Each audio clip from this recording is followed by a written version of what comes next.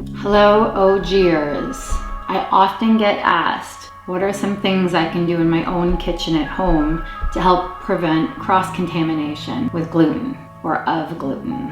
I have a confession. I've been gluten-free for 10 years. Now and then I'm sure I become contaminated because it happens, because sometimes I eat food other people prepare. Sometimes I go to parties. I'm a party goer. I love to eat in restaurants. I don't usually go into the kitchen at the restaurants to prepare my own food. Usually I let the staff that work at the restaurant do that. When you're in your own kitchen, there's two things you can do.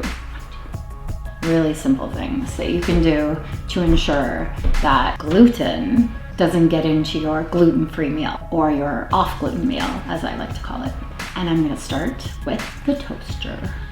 Everyone has a toaster. I love the toaster. The toaster is like the best appliance. We use the toaster every day. My husband uses the toaster, my kids use the toaster, I use the toaster. My kids like waffles, they like to toast them. My husband likes toast, straight up white bread, usually jam, not butter, strange. And I use the toaster for my gluten-free bread, not usually sliced pieces of toast because I find they're just like, psh. I like buns. I like toasting buns, gluten-free buns. They're soft. Slice them and you toast them, and then you can do whatever you want with them. I always butter it. If I'm putting vegetable, meat, egg, I really like eggs, I always butter it. Anyway, one thing that you should have in your kitchen is your exclusive off-gluten toaster. And I'll show you why. Because I don't know many people that actually are really good at cleaning out their toaster. Like, a lot of work goes into removing all of the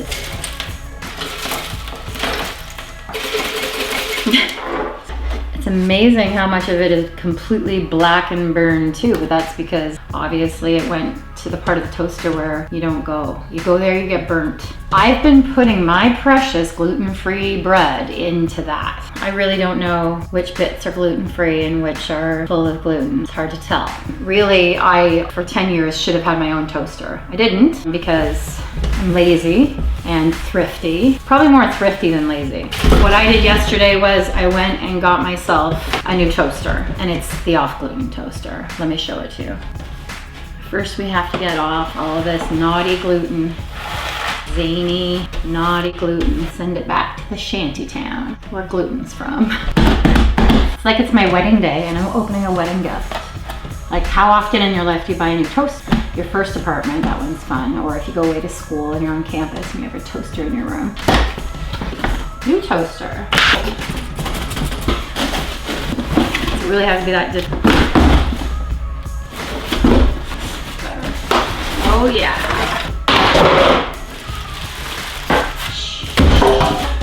Toaster. That's my new toaster. Wide slices, just 2. I'm not a greedy celiac. I'm good with 2 pieces. Everybody that comes near my toaster will know that this toaster is only for off-gluten breads and items and waffles. It's not really a bread, but you know, things that you toast. That's the first thing you can do. The second very simple thing that you can do to ensure the avoidance of cross-contamination of gluten or with gluten in your kitchen at home when preparing for a family who is on gluten, unlike yourself, or as in most families where there's a celiac. In my house, my husband eats gluten, relishes in it, really. I used to eat gluten with him too for the first part of our relationship. My children eat what I feed them, and one day they might have to eat gluten-free, but they currently don't have to, so I am the lone wolf eating off gluten. Aside from when my family comes over, then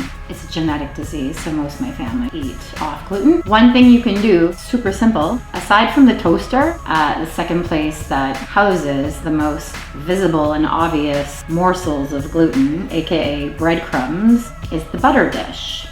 And if you're like me, you substitute gluten with butter, or you substitute butter for gluten, like me, because butter's delicious. Butter makes everything more delicious. So if you have one butter dish and you use it when you cook virtually everything, or butter virtually everything that can be buttered, really, what gets left behind when you guys are sharing are morsels of gluten in various formats, typically the breadcrumb from toast.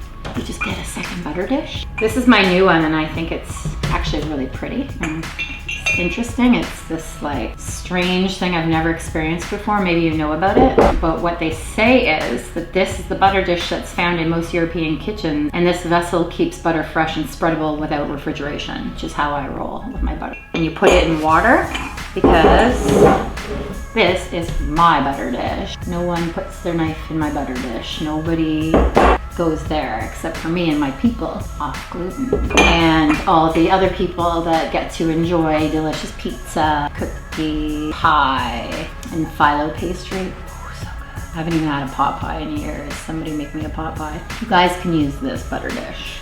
Because there's two. In my house, there's 2 butter dishes, 2 toasters, a lot fewer problems with the cross-contamination of the gluten morsels. I probably inhaled some of that gluten. All those airborne particles of gluten are going into my brain. I'm joking.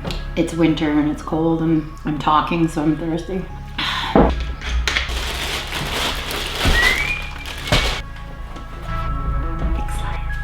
Oh yeah, easy. Look at that. I'm gonna go make some toast.